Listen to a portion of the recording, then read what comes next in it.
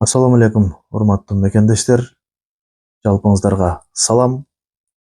Мүмкүн болушунча биздин каналга катталып, жакындарыңыз менен бөлүшүүнү унутпаңыз. Анда кеттик. Өзүңүздөргө белгилүү болгондой, соңку учурларда дүйнөнүн бир топ эле өлкөлөрүндө жамгырдын нөшөрлөп катуу жааганынын кесепетинен сел жүрүп, суу каптап, жергиликтүү ошол жердин тургундары бир топ күйчүккө учурады. Мына өзүңүздөр билгендей, Дубайда дагы аябай катуу жамгыр жаап, бир топ жергиликтүү тургундарга көйгөй жаралды. Биз алыска барбайлы, коңшу өлкө Казак Эл Республикасынын кээ бир региондорунда дагы катуу сел жүрүп, болуп көрбөгөндөй суу ташкыны ташкындап, миңдеген ошол жердин тургундары жабыр тартып, бир топ эле чыгымга учурашты.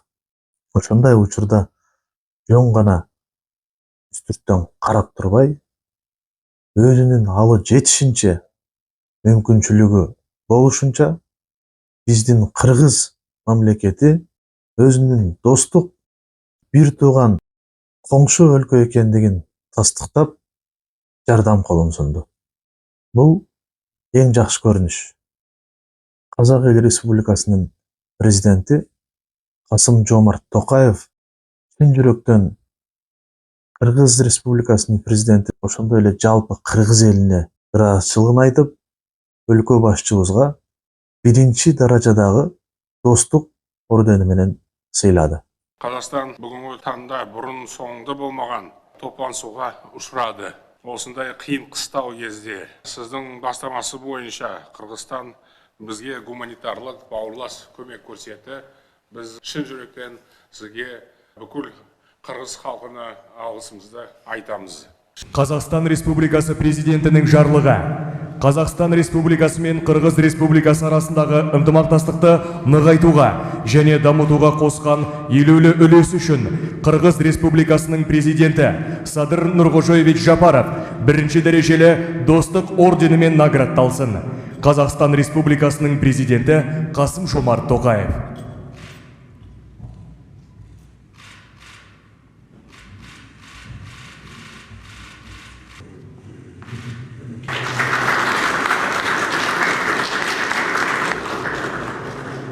Мына бул эң жакшы көрүнүш. Мактоого тете кадам деп айтсак туура болот. Бир тууган коңшу болгон соң эч качан карап турбаш керек. Мүмкүнчүлүккө жараша жардам колун сунган бул эң туура кадам болду деп айтсак жаңылышпайбыз. Эми көңүлүңүздөрдү дагы бир өтө маанилүү жагдайга бургум келип турат.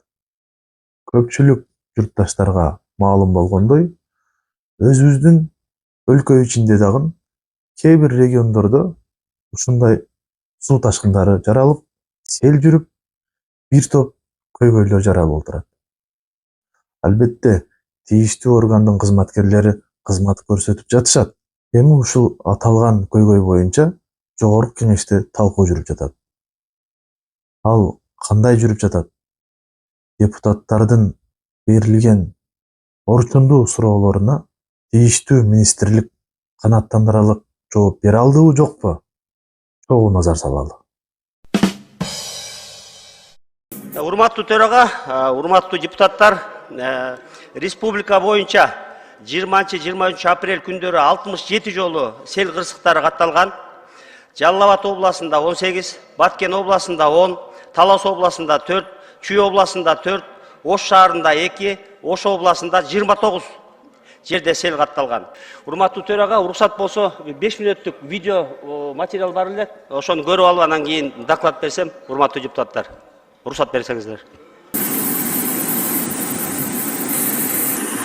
Ош областында болуп аткан сел агымдары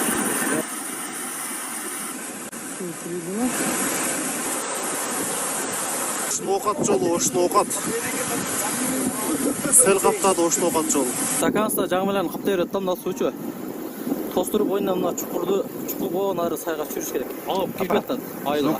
Берип койгончу. Жаңы менен айылгачы. Мына садик, пайдик, Мейдан Арматаштан балдарын тастап үйлер полный капталат. Жеп кетти полный мына жол эле мына жерден баштап жерди жүзөчү. Биринчи процедурный. Ишеним фракциясы Ормонов. Урматтуу министрдин орун басары. Биз мунун бардыгын Facebook'tan көргөнбүз. Силерден мурун эл чыгарып атат муну. Сиздер ар бир ушул неме боюнча эмне иш чара көрүлдү, конкрет айтпайсыздар. Биз буну бизге Facebook'tan көчүрүп келип алып тургандан кийин комментарий бар дебей. Өзүңүз айтыңыз, кайсы айыл, эмне иш болуп атат? Биз силердин маалыматты алдын алуу чаралары кандай болуп атат, ошону үчүн чакырганбыз да. Туура, азыр берем. Министрдин өзү кайда? Урбек Зулкуларович, азыр мен Могул жерге чыкканда министр могул жерде момундай, ошондон мен келдим деп айтып, анан кийин доклад кылыңыз да. Бизге кино койбой бул жерге. Азыр бизге эч кандай бир маалымат болгон жок. Алмаз Окунжанович, селден кийин жабыр тарткан үй бүлөлөргө, айылдарга, райондорго эмне жардам болот мамлекет тараптан? Урматтуу Дастан Арсыбекович, уруксат болсо, азыр жерлерде жарандык коргоонун комиссиясы жанагы материалдык ушерпти эсептеп чыгуу боюнча иштер жүрүп жатат. Биздин урматтуу президентибиз тапшырма берди. Кайсы жерде болбосун, кандай эл жабыркабасын материалдык жардам көргөзүлөт деп. Ошол эки биртке күтө туралы урматтуу депутаттар сабырлыкты сурайм.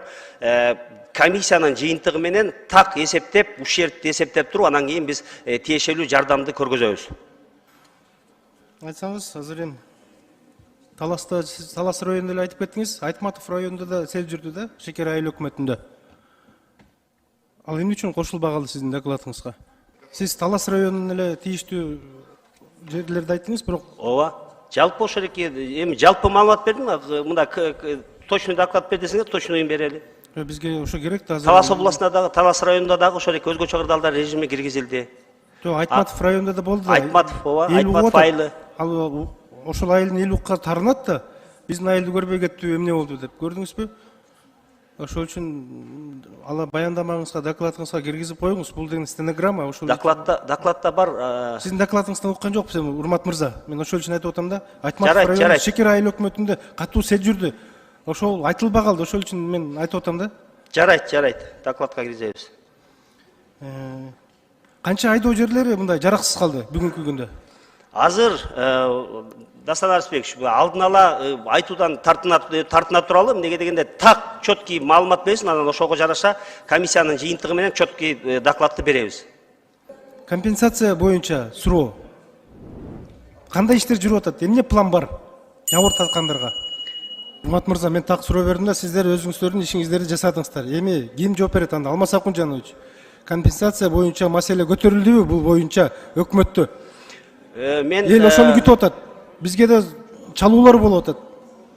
Дастан Арсыбекович, саламатсызбы? Мен кече айтпадымбы? Бул маселе боюнча президент атайын өзүнүн баягы чакыртып бардыгына тапшырманы берди.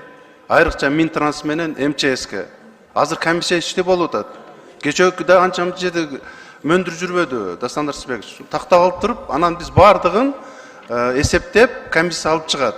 Анан биз силерге тиешелүү информацияны беребиз. Алмаз Акунжанович, аны түшүнүп атам, бирок мына мен Талас районунда 4 күн болду сел жүрүп кеткенине. 4-5 күн болду. Бирок бир мындай элге кабар бериш керек эле да, ошону күтүп атат да. Азыр мына түз эфирден көрүп атат. Мен ошол үчүн 4 күн ичинде ушуну эми тийиштүү органдар чыгара албаса, анда билбейм эмне.